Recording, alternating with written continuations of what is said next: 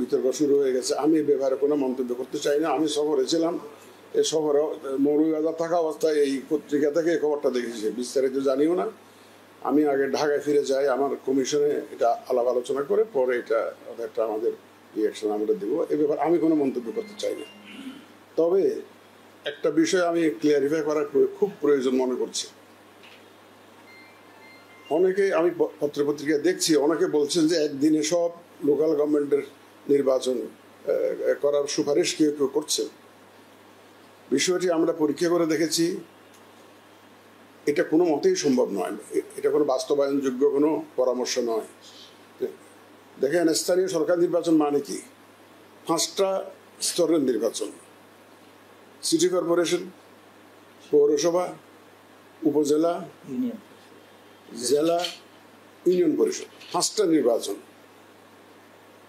স্থানীয় সরকার নির্বাচন বলতে এই 5টা নির্বাচন আপনাকে করতে হবে। আমাদের সিটি কর্পোরেশন হলো 12টা, পৌরসভা হলো 330টা, জেলা হলো, জেলায় নির্বাচন হয় হলো 61টা, কারণ 63টা পার্বত্য জেলায় আমরা উপজেলা জেলা নির্বাচন করি না।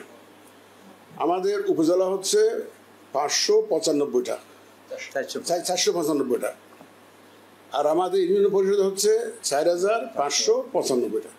এই সবগুলো নির্বাচন একদিনে করার যে এটা একটা আমাদের জন্য আদৌ গ্রহণযোগ্য একটা সুপারিশ নয়, এটা বাস্তবায়নযোগ্য নয়।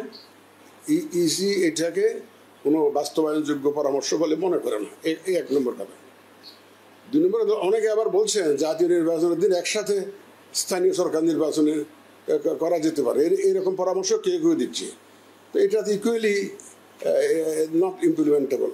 মেবি থিওরিটিক্যালি সাউন্ড বা প্র্যাকটিক্যালি নট ইমপ্লিমেন্টেবল। এটা আমি পরিষ্কার করতে চাই আমাদের তরফ থেকে, ইসির তরফ থেকে, যে একদিনে নির্বাচনের যে ধারণা, যে পরামর্শ আসছে, এটা বাস্তবায়নযোগ্য নয়, ইসির কাছে গ্রহণযোগ্য নয়। এটা পরিষ্কার। আর স্থানীয় সরকার ইলেকশন কবে হবে না হবে এটা ব্যাপারে আমি কোনো মন্তব্য এখন করতে চাচ্ছি না। আর আপনি যে আর একটা বিশেষ দলের কথা বলছেন, দেখেন আমাদের কাজ হলো যখন আমরা শিডিউল ঘোষণা করি তার আগে যে কটা দল নিবন্ধিত থাকে ওদের মধ্যে একটা সুন্দর করে একটা নির্বাচন আয়োজন করা। সময় আসুক, দেখবেন কারা কারা নিবন্ধিত অবস্থায় থাকে, যারা যারা থাকবে তাদের নিয়ে নির্বাচন করবো। আমরা অপেক্ষা করুন, আমরা অপেক্ষা করে দেখি, ওই সময় পর্যন্ত একটা অপেক্ষা করে দেখি।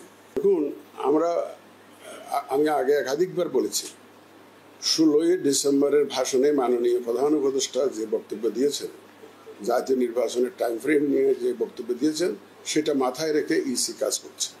আমরা আমাদের সেই কাজ চালিয়ে যাচ্ছি, ওনার বক্তব্য অনুযায়ী যাতে আমরা নির্বাচন করতে পারি সে লক্ষ্যে আমরা কাজ করে যাচ্ছি। আগামী জাতীয় নির্বাচন ইভিএম এর মাধ্যমে হবে না, এটা পরিষ্কার। আগামী জাতীয় নির্বাচন আমরা ইভিএম এর মাধ্যমে করার কোনো পরিকল্পনা আমাদের নেই। বিষয়গুলো আমরা পরীক্ষা নিরীক্ষা করছি। আমরা এখনো এই যে আমাদের যে বিভিন্ন রিফর্মস কমিশন হয়েছে, তো আমাদের নির্বাচনী ব্যবস্থার যে সংস্কার কমিশনের রিপোর্টটা এখনো আমরা পাইনি। ও এই রিপোর্টটা পেলে তারা কি কি সুপারিশ দেয় এগুলো একটু পর্যালোচনা করে তাহলে হয়তো এটা আমরা সিদ্ধান্তে আসতে পারবো। আমরা অপেক্ষা করছি তাদের রিপোর্টের জন্য। প্রবাসীরা ভোটাধিকার পাবে কিনা? অবশ্যই পাবে ইনশাল্লাহ। আমরা সেই লক্ষ্যে কাজ করছি এবং সিরিয়াসলি কাজ করছি যাতে আমাদের প্রবাসী ভাই বোনদেরকে আমরা এবার ইলেকশনের আওতায় নিয়ে আসতে পারি। আমরা we are seriously working on it. এটাতে মুশকিল, তবে তাদেরকে যদি আমাদের ভোটের অধিকার দিতে হয় তাহলে তো তাদেরকে ভোটার হিসাবে তো আমাদের যে শিডিউল ঘোষণার আগেই তো ভোটার তো করতে হবে। এখন আমরা তাদেরকে এদের অনেকে অলরেডি ভোটার হয়ে আছেন, অনেকে ভোটার হয়ে আছেন। বাকিদেরকেও আমরা ভোটার হিসাবে নিবন্ধিত করার উদ্যোগ নিচ্ছি। এখন দেখেন, প্রথম বছরে হয়তো 100% প্রবাসীদেরকে আমরা আনতে পারবো না, বাট